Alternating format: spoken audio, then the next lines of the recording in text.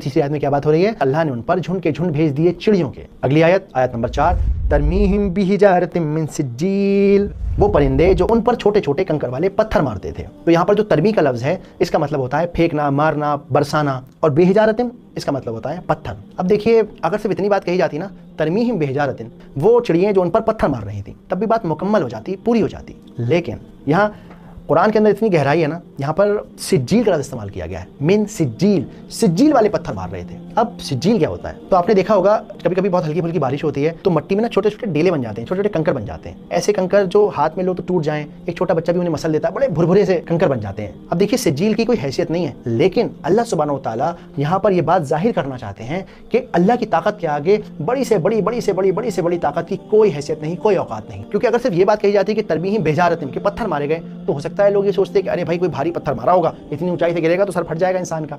लेकिन यहाँ सिज्जील का लफ्ज़ इस्तेमाल करने से बात एकदम क्लियर हो गई कि बहुत छोटे भुरभुरे पत्थर थे जिनकी कोई हैसियत नहीं थी, पर क्योंकि उन पत्थरों में अल्लाह सुब्हानहू व तआला का मौजज़ा था, तो इसलिए अल्लाह के हुक्म से वो सब की सब फौज बर्बाद हो गई, खाए हुए भूसे की तरह हो गई, जो हम अगली आयत में जानेंगे।